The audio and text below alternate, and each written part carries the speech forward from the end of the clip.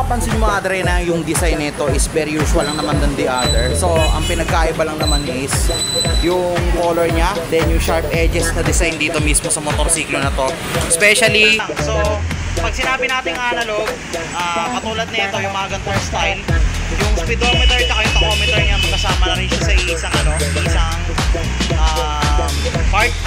25cc ang fuel consumption naman nito while riding is nasa 42 kilometers per liter.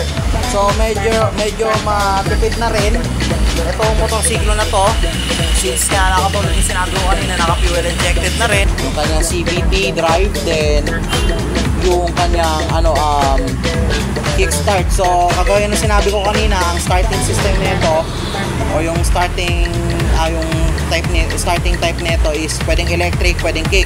So kudos din dito kay Kawasaki kasi hindi nila nakakalimutan tong part na to. As usual na kapag okay, so yun nga mga dre. So nakachempo tayo ngayon ng Kawasaki Brusky 125, which is basically dito mismo sa RKP Trading Corporation na matatagpuan lang dito sa Sacred Heart Village, Quirino Highway, Quezon City. So yun. So bago natin umpisaan libutin tong motor na to, intro muna tayo.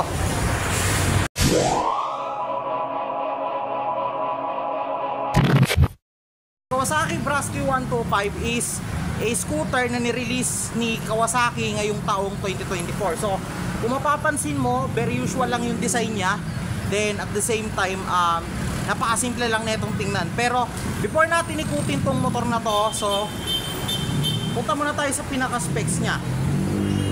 Ang meron dito sa motorsiklo na to, so basically ang displacement ng motor nito is 125cc. Ito ay naka 4-stroke na rin, single overhead cam or naka SOHC na rin.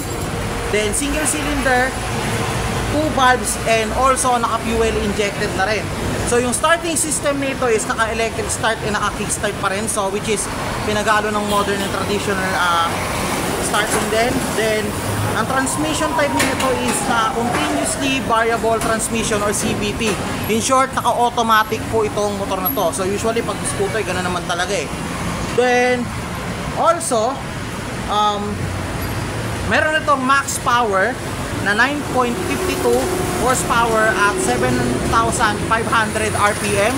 Then also meron itong 10 Newton meters at 6,000 RPM. So yun yan mga dre. So simulan na natin ngayon ikutin tong motor na to at alamin natin kung ano pang meron dito sa motorsiklo na ito. So yun, papansin nyo mga dre na yung design nito is very usual lang naman than the other. So ang pinagkaiba lang naman is yung color nya, then yung sharp edges na design dito mismo sa motorsiklo na to, especially dito sa side na to na binagayan din kasama nung kanyang sticker na included din mismo dito sa kanyang design.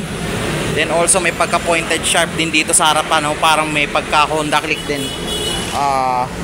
at the same time. Then parang siya may air vents dito sa bandang harap, pero usually wala naman siyang purpose for air intake, just only a design lang din at the same time. So dito sa may bandang baba, bigyan na natin ng konti ito. So daytime running light, ayan. So usually di ko lang alam kung anong color nito since hindi pa naman tayo papa-activate, pero isa lang nasisigurado ko, daytime running light. Then yung headlight nya is naka naka LED na rin. So hindi ko pa masyadong alam kung saan banda rito ang kanyang signal light, ang kanyang signal turning lights, pero actually malalaman naman natin yan sa susunod.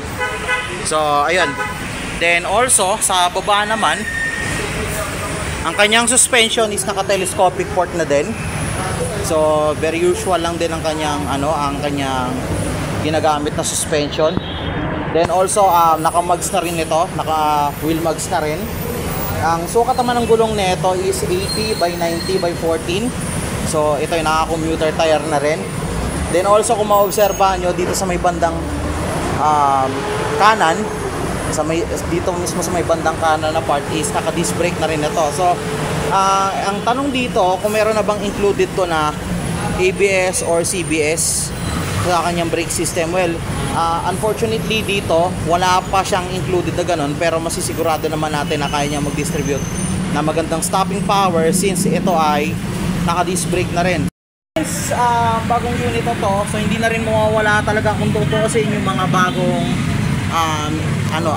add-on sa motor, especially katulad nito, 2 pockets both sides, left and right.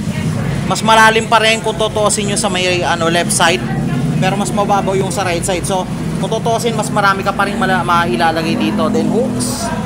Then also, ang kanyang ignition type is key type ignition pa rin to kung tutuusin. Pero meron siyang active, meron siyang key. Ang keyhole na to is consisting of different modes, especially may on and off ignition, lock, then also seat and fuel. So kapag once na nakatapat ka na dito sa mismong seat and fuel na to, pagka itinapat mo dito yung susi mo, automatic mo pwede mo na or able mo na magamit tong button na to for seat. Ano ko magkasama na to seat and fuel kasi nakita ko dito kanina nung inoobserbahan ko tong motor na to na andito rin yung kanyang fuel tank sa bandang upuan ng motor, sa ilalim ng upuan ng motor na to. Then also usually scooter, given na meron silang hooks dito sa may bandang gitna, malawak din ang kanyang footrest dito sa may bandang baba.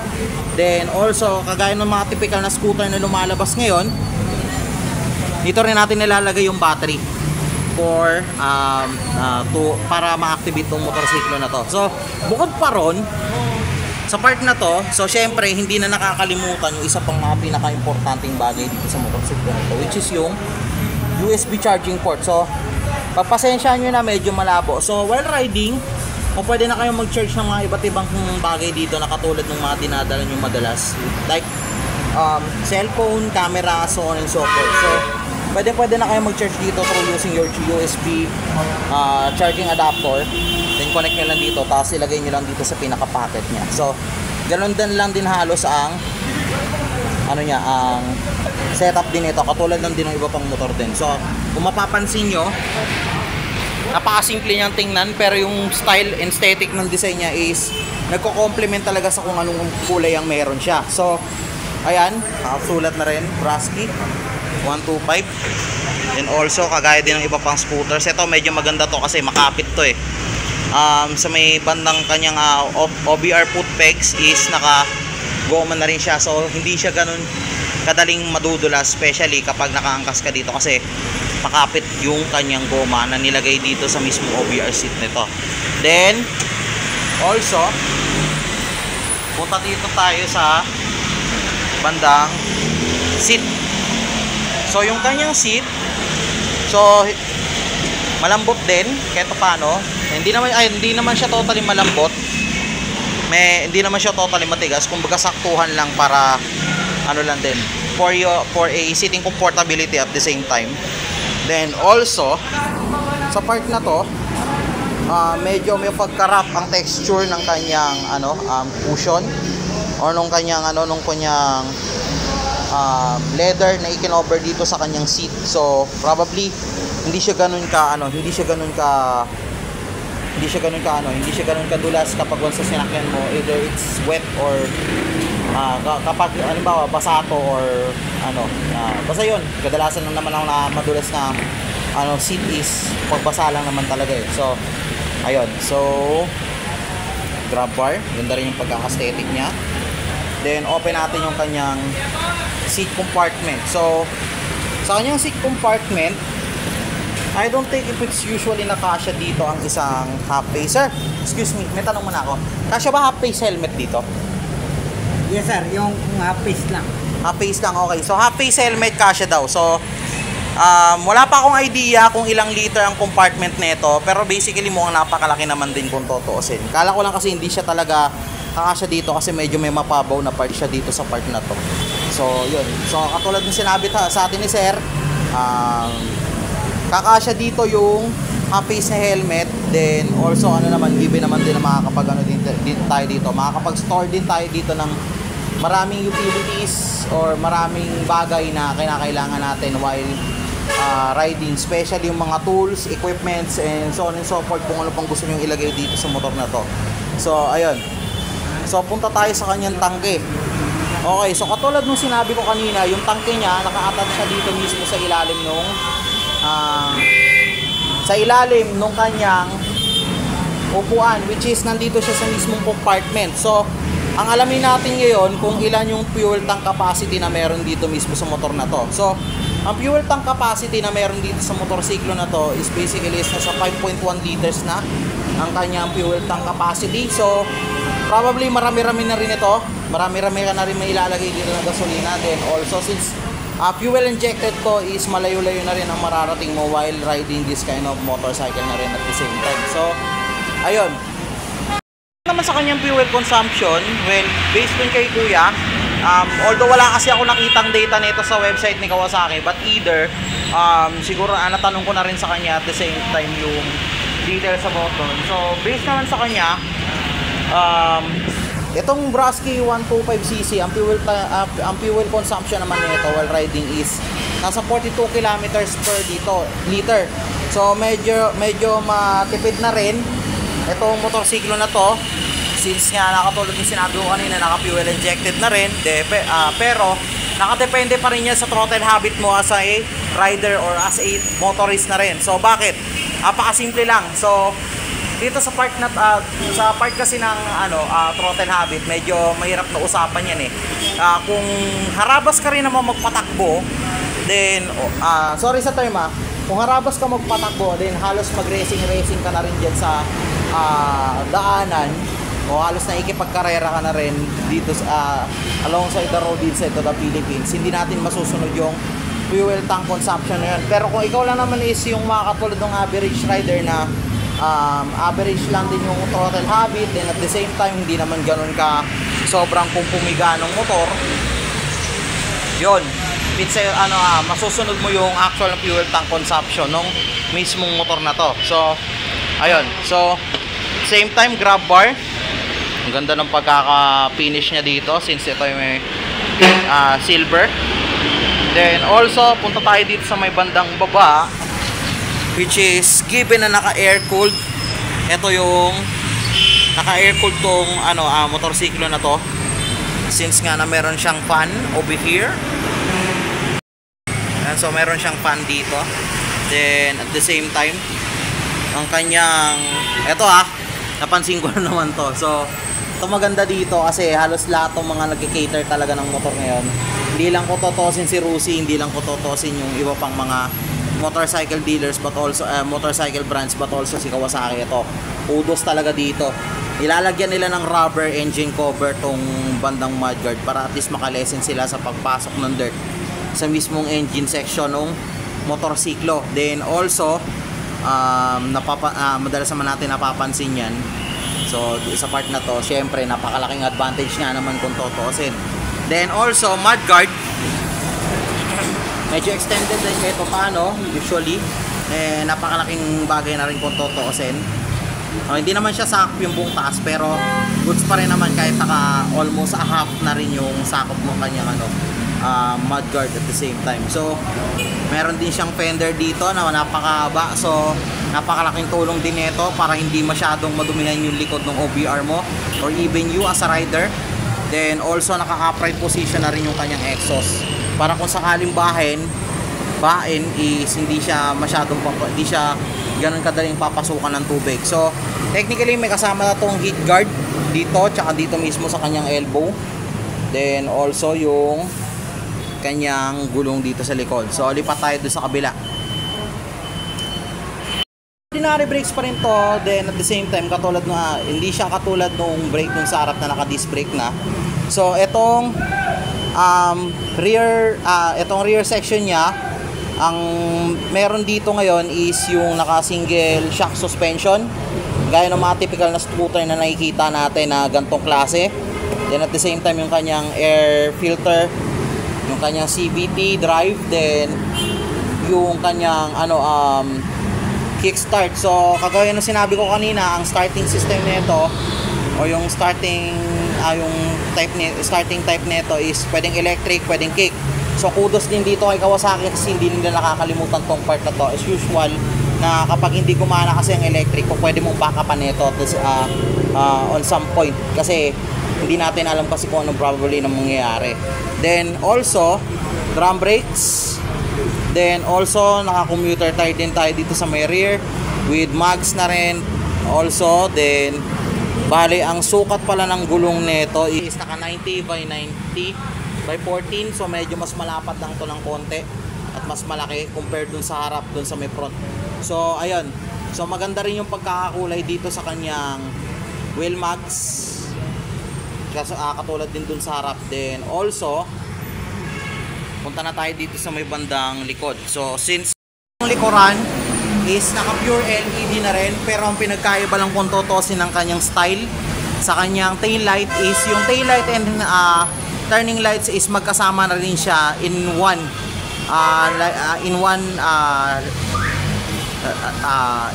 light system. Sorry. So ayun, so nandito na yung tail light kung mapapansin niyo dito sa gitna, which is yung the red one, which is supposedly responsible for while braking. So, may ilaw siya. Then also yung magkabila namang side nito is meron ng turning lights din. So dito muna makikita yung kanyang turning lights at the same time. Then usually katulad nito, plate holder, medyo lang ko na napansin, may kalakihan din pala ang kanyang fender sa likod, so napakalaking advantage nito on some point. Bakit? Kasi itong part ng fender na to is may iwasan talaga dito yung magkaroon ng dumi yung likuran ng OBR mo, or especially ko as a rider. May iwasan niya talaga yung total na talsik kapag dumaan ka sa mga mapuputik na lugar. Then syempre, hindi na natin makakalimutan yung kanyang plate light sa ilalim. Pakita ko lang.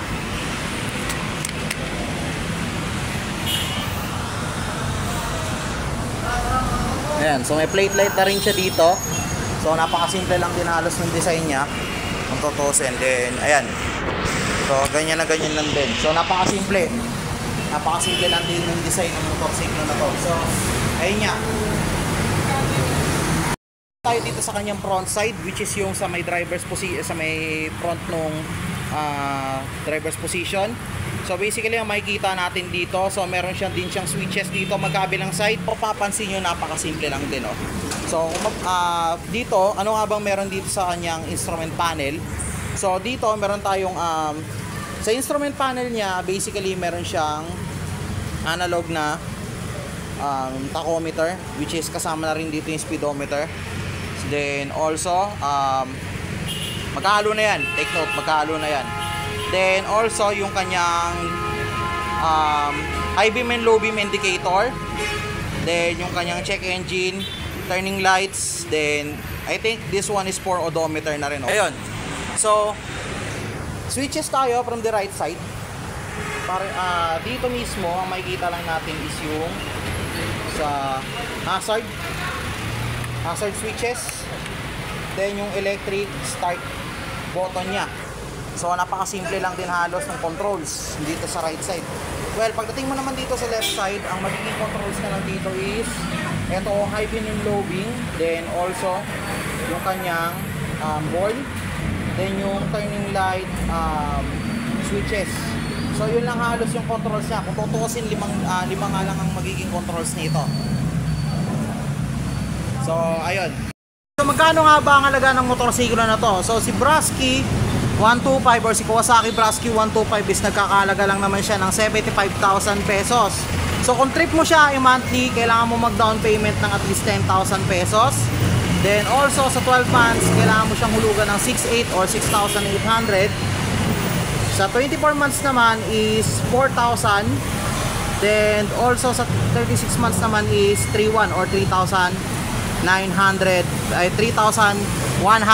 pesos. Okay, 3,100 pala yun, sorry, 3,100 pesos. So yun, so naikot ko na kayo dito sa motorsiklo na to. At the same time, nabigay ko na rin yung mga technical specs and features nito. So then also pati na rin yung price. So hanggang sa ngayon, hanggang dito na lang muna mga dre. Abangan yung mga susunod na uploads natin. Stay tuned and have a great day ahead. Out.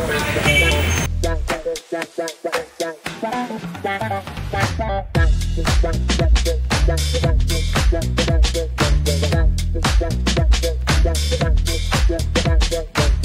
mga dre, so pansinin nyo muna kung bakit hindi na ako naglagay ng pagte-testing ng C-type dun sa video. So since medyo kakapusing katisay tayo sa oras, then may naabol tayo na rush ngayon. So frequently pinaubaya ko hindi given naman na kaya din naman ng 5.5 na hike yung ganong klase ng motor. So pinagpaliban na muna natin yung ganong shoot. So since alam naman na natin kung ano magiging kainat na nun. So probably binigyan ko lang muna kayo ng overview sa specs, features, pati na rin sa pag-walkthrough ng mismong motorsiklo na yon. Then at the same time, yun nga, natapos naman natin ng maayos kahit paano. So gusto ko magpasalamat sa staff ng RKP dito mismo sa may Lagro branch, sa may Sacred Heart Village, dito lang sa may Quirino Highway. Then shoutout kay Ma'am Cesa at Sir Longhair. So yun,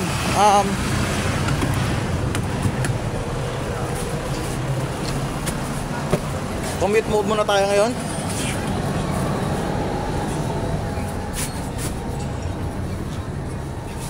Since maulan kanina, hindi ako tayo nakapagmotor. So yun nga mga dre, hanggang dito na muna yung video natin. Stay tuned, abangan yung mga susunod na update natin. Out.